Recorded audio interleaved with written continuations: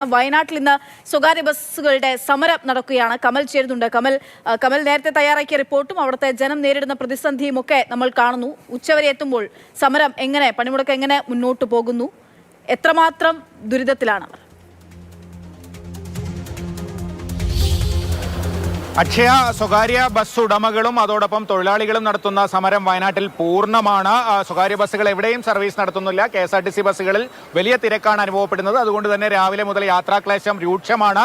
പണിമുടക്കിയ bus ഉടമകളും തൊഴിലാളികളും കലക്ടറേറ്റിലേക്ക് March നടത്തിയിരുന്നു. സമരത്തിന് ശേഷം അവരാണ് ഇപ്പോൾ നമ്മളോടൊപ്പമുള്ളത്. ഇന്നിപ്പോൾ പലരും എന്നോട് ചോദിച്ചൊരു ചോദ്യം, വയനാട്ടിൽ ഇത് ആദ്യം ബാധിക്കുക അല്ലെങ്കിൽ വയനാട്ടിൽ പ്രത്യേകിച്ച് എന്തെങ്കിലും ഉണ്ടോ എന്നുള്ളതാണ്. വയനാട്ടിനെ സംബന്ധിച്ചോളം പ്രത്യേകതയുണ്ട്. എന്താ വിഷയം എന്ന് പറഞ്ഞാൽ വയനാടിനെക്കാട്ടും ഒരുപാട് ഭൂവിസ്തൃതിയും അതുപോലെ തന്നെ ജനപ്പെരുപ്പമുള്ള മലപ്പുറത്ത് 90 വണ്ടികൾ ഓടുമ്പോൾ വയനാട് ജില്ലയിൽ 190 വണ്ടികളാണ്. അത് തന്നെ ഏറ്റവും വലിയ നഷ്ടത്തിലേക്ക് പോകുന്ന കാര്യം. മാത്രമല്ല, അതിരൂക്ഷമായ ഇന്ധന വിലവർദ്ധനവും അതോടൊപ്പം സ്പെയർ പാർട്സുകളുടെ വിലവർദ്ധനവും ടയർ റീസോളിങ്ങിന് ഉൾപ്പെടെ വിലവർദ്ധനവും ഉണ്ടായിരിക്കുകയാണ് ഇപ്പം പ്രതിസന്ധിയായിട്ട് ഇങ്ങനെ എത്ര നഷ്ടമുണ്ട് നിങ്ങൾക്കൊക്കെ? ശരി, ഒരു ദിവസം 3000 മുതൽ 6000 വരെ നഷ്ടപ്പെടുന്ന അവസ്ഥ. എൻ്റെ റൂട്ട് മാനന്തവാടി ടു നിരവൽപ്പേർ റൂട്ടാണ്. ഇപ്പം നിലവിൽ 3000 രൂപയോടാണ് ദിവസം ഷോട്ട് വരുന്നത്. തൊഴിലാളികൾ കൂടിയുണ്ട്, കണ്ടക്ടറാണല്ലേ? നിങ്ങളുടെ തൊഴിലിനെ ഇതെങ്ങനെ ബാധിക്കുന്നത്?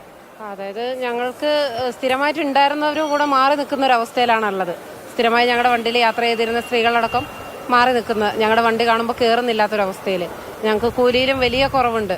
അതേപോലെ മുതലാളികൾക്ക് എണ്ണ അടിക്കാനുള്ളൊരു ബുദ്ധിമുട്ടും കാര്യങ്ങളും അങ്ങനെയൊക്കെ വളരെ ഒരു വലിയ പ്രതിസന്ധിയിലാണ് ഞങ്ങൾ മുമ്പോട്ട് പോകുന്നത്.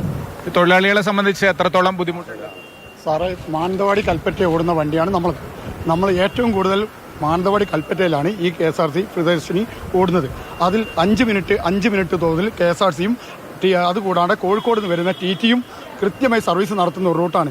ഒരു മാനന്തവാടി ബസ് വെച്ച് കഴിഞ്ഞാൽ മുമ്പിലും ബേക്കിലും KSRTC ഉള്ളതുകൊണ്ട് നമ്മളെ വണ്ടിയിൽ ഒരാളും കയറാതെ മാറി നിൽക്കുകയും വണ്ടി വരുമ്പോൾ എല്ലാം തന്നെ KSRTCക്ക് കയറുകയും ഡീസൽ അടിക്കാൻ വരെ പൈസ കിട്ടാത്ത ഒരവസ്ഥ. എന്നാൽ ഇഷ്ടംമാതിരി സ്ഥലമുള്ള ഒരു വണ്ടി ഇല്ലാത്ത സ്ഥലമുണ്ട്. അവിടേക്കൊന്നും തന്നെ KSRTCക്കാർ വണ്ടി വിടാണ്ടെയും ഒരു വണ്ടിയെ ലക്ഷ്യമാക്കി മാത്രം സർവീസ് നടത്തുന്ന ഒരു പ്രസ്ഥാനമായിട്ട് മാത്രമാണ് KSRTC മാറുന്നത്. അതുകൂടാണ്ട് ഈ വണ്ടിയിൽ കയറുന്ന ജീവനക്കാരെല്ലാം തന്നെ സർക്കാർ ജീവനക്കാരാണ്. KSRTC കയറുന്ന 90% ആൾക്കാരും അവർ 1 ലക്ഷം മുതൽ ശമ്പളം മേടിക്കുന്ന ജീവനക്കാർ രാവിലെയും വൈകുന്നേരം കൃത്യമായിട്ട് സർവീസ് നടത്തുന്ന അവരെ കീശയിലേക്കാണ് ഈ പൈസയുടെ ലാഭം വരുന്നത്. അതുകൂടാണ്ട് പ്രൈവറ്റ് ബസ്സിൽ കയറുന്ന ആൾക്കാർ സാധാരണ ജനങ്ങളാണ്. എന്നാൽ KSRTCക്ക് കയറുന്ന ജനങ്ങൾ എന്നെ പോലത്തെ വീട്ടിലത്തെയോ മറ്റുള്ള ജനങ്ങളുടെ വീട്ടിലത്തെയോ അമ്മമാർക്കോ പെങ്ങന്മാർക്കോ ഇതിൻ്റെ അവസരം കിട്ടുന്നില്ല. ഇതെല്ലാം കൃത്യമായി കിട്ടുന്നത് ജനങ്ങളുടെ ഗവൺമെൻറ് ജീവനക്കാർക്കും അവരുടെ സഹപാഠികൾക്കും മാത്രമാണ്. ബസ് സംഘടനയുടെ നേതാക്കളൊക്കെ ഉണ്ട്. ഏത് രീതിയിലാണ് ഇത് ബാധിച്ചത്? ഇവിടെ വയനാട് ജില്ലയിലെ ഈ ഒരു പ്രശ്നം വളരെ രൂക്ഷമാണ്. അത് ഇവിടെ നിങ്ങൾ ഇതിനു മുമ്പും ഇപ്പോഴും നിരവധി ആളുകളായിട്ട് സംസാരിക്കുന്ന സമയത്ത് നിങ്ങൾക്ക് മനസ്സിലാവുന്നുണ്ട്. ഇവിടുത്തെ പ്രശ്നം, ഈ വയനാട് ഒരു പിന്നോക്ക ജില്ലയാണ്. ഈ ജില്ലയിൽ കൂടുതലായിട്ട് യാത്രക്കാരായിട്ട് വരുന്നത് ഗോത്ര വിഭാഗത്തിൽപ്പെട്ട ആളുകളും അതുപോലെ തന്നെ ഏകദേശം പകുതിയിലേറെ വിദ്യാർത്ഥികളും അതുപോലെ നല്ലൊരു ശതമാനം വനിതകളുമായിരുന്നു. ഇവിടെ നമ്മളെല്ലാവരും പറയുന്നത് പോലെ ശാസ്ത്രീയമായ ഒരു പഠനം നടത്താതെയാണ് ഇത് അടിച്ചേൽപ്പിച്ചിട്ടുള്ളത്. അതായത് കേരളത്തിൽ 3000-ഓളം KSRTC ഓർഡിനറി സർവീസ് ഉണ്ട് എന്നാണ് അതിൻ്റെ വകുപ്പ് മന്ത്രി നമ്മളോട് ആദ്യഘട്ടത്തിൽ പറഞ്ഞത്. അപ്പോൾ ഇപ്പോൾ ഞാൻ സംസാരിക്കുന്നതിന് മുൻപ് സംസാരിച്ച ആളുകൾ സൂചിപ്പിച്ചു, മലപ്പുറത്തെയും വയനാട്ടിലെയും ഒരു വ്യത്യാസം സൂചിപ്പിച്ചു. അപ്പോൾ ഞങ്ങളിവിടെ ആവശ്യപ്പെടുന്നത് ഈ കാര്യങ്ങൾ ഗവൺമെൻറ് നടത്തിക്കോട്ടെ, ഞങ്ങളതിനെതിരല്ല. ഇത് 140 നിയോജക മണ്ഡലത്തിലും ഇത് വിഭജിച്ച് കൊടുക്കുക. അതായത് ഓർഡിനറി സർവീസുകളെ വിഭജിച്ച് കൊടുത്താൽ ഒരു നിയോജക മണ്ഡലത്തിൽ ഏകദേശം 22 ഓർഡിനറി സർവീസുകളെ വരുള്ളൂ. വയനാട്ടിൽ 3 മേഖലയുണ്ട്. ഇവിടെ 3 മേഖലകൾ കൂടി 60 ബസ്സുകളെ 70 താഴെ വരുള്ളൂ. അങ്ങനെ വരുമ്പോൾ ഈ പ്രശ്നങ്ങൾ ഒരു പരിധിവരെ പരിഹരിക്കാൻ പറ്റും. ഈ ചെറിയൊരു ജില്ലയായ വയനാട് ജില്ലയിൽ 200-നടുത്ത് ഓർഡിനറി ബസ് എന്നുള്ളത് പ്രാവർത്തികമല്ല. ഏത് രീതിയിലാണ് തൊഴിലാളികളെ ബാധിച്ചത്?